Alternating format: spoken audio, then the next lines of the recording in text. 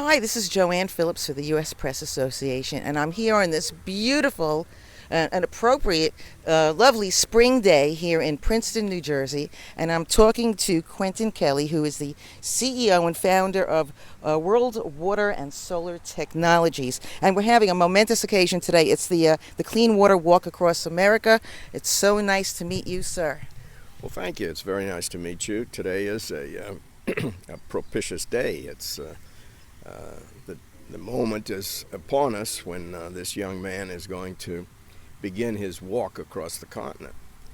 It's a very dramatic focus that he's doing to put on the situation with the how precious water is and how the women of Africa particularly have to carry what he carries. Well, he's going to carry this across the country. And we're talking about James Leitner is the young man that we're talking about, who is going to be doing this, and starting from this particular spot today. Am I correct? This is it. This is the beginning of his trek, and he will be several months walking across the country, and as I say, highlighting the problem that we have, and particularly the women and the girls in Africa who have to walk for miles, carting this water, getting it, bringing it back, and doing it again in the same day sometimes. So this is a dramatic fashion to point that out. This is an amazing product, item, concept that takes contaminated water and cleans it and purifies it into drinking water. Is that correct? That's correct. I was in the Sudan years ago, and I saw several scores of thousands of people dying out in the desert from lack of water. I was with the National Water Resources Director for Sudan, and I said, "What is the water level?" And he said, "About 10 meters." I said, "Are you kidding me? You have 100,000 people standing over water that's 30 feet down? Get them shovels." I came back to Princeton. A group joined me, and we came up with this technology. Amazing. Is there any one person whose claim to fame is coming up with this idea in their head, or who the light bulb went off over their head one day? Well, I don't want to be immodest, but I think it was me. Oh, and well deserved. Okay. Okay.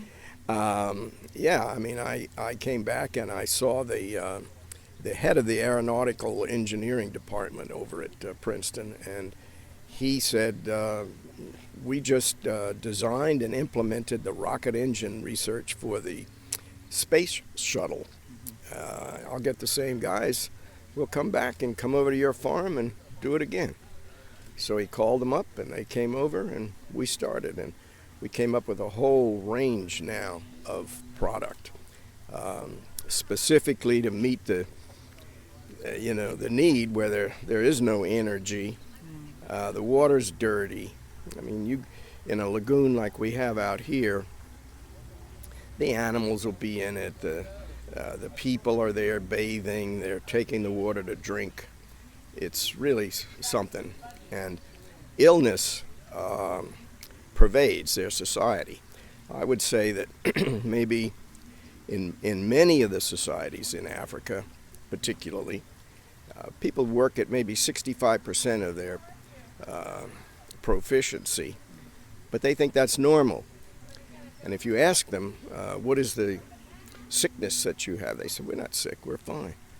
But they don't know, don't understand.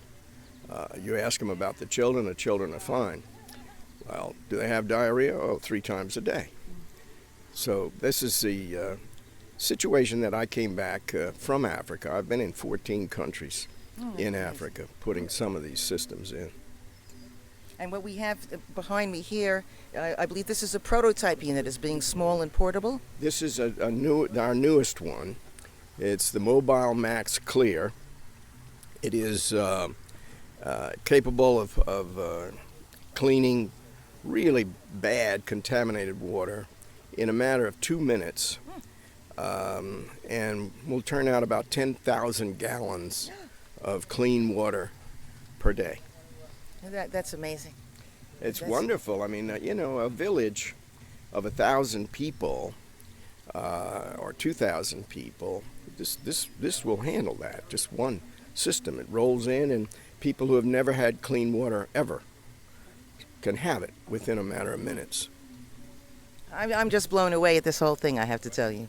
I mean, and to be able to solve a global crisis, I'm almost speechless. Well, it has reached crisis proportions, and the whole world's going to be feeling it more and more. Even here in the United States, we're beginning to see it. I mean, we've really ignored the problem. Everybody else has something else on his plate, but this is going to take the foremost part of that plate before too long. Clean water, it's going to become almost a desperate situation in certain areas. Without a doubt. Without a doubt. Yeah. Well, thank you for giving us your time today. Like I say, I'm almost speechless at this. This is an amazing concept, and to see it. I mean, I can actually. This is for real. This is no dream. Right. It's just amazing. Well, Thank we you develop so them all much. here, right here at our headquarters in Princeton. Right here in Princeton. Thank you Well, very my much. hat's off to you. Thank you so much. Thank you so much. Coming here from Princeton, New Jersey, this is Joanne Phillips, all the way from the Jaybird universe. And of course, I know I got to get rid of these notes at the U.S. Press Association.